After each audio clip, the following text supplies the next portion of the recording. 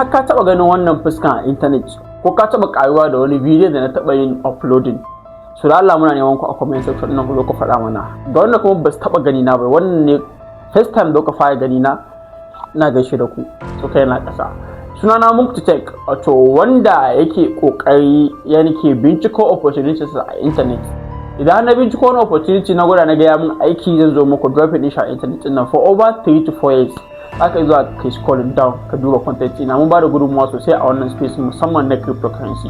So a yanzu kamar yadda na faɗa muku a baya, ni mutum ne mai zuwa je binciko opportunity. So a yanzu duniyar nan is moving very fast. A yanzu ne content din mu za ga ya canza, gane, saboda yanzu duniyar nan like definitely an ban mu baya sosai da sosai. This time out ba za mu yi focusing iya akan crypto bane. No, we are trying something different.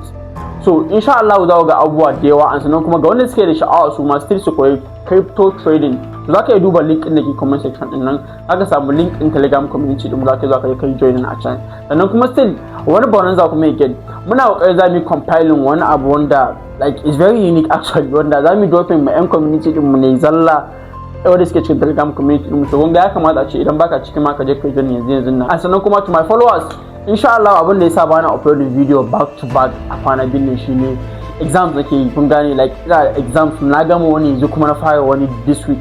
Insha Allah ba wai na tsaya bane, still ina exams but amma I'm planning kun gane, zai na kammala exams din nan akwai a lot of content da za mu upload, sannan kuma za mu ga different styles na abubuwan da za mu kawo, kuma insha Allah na tabbata you guys will love it.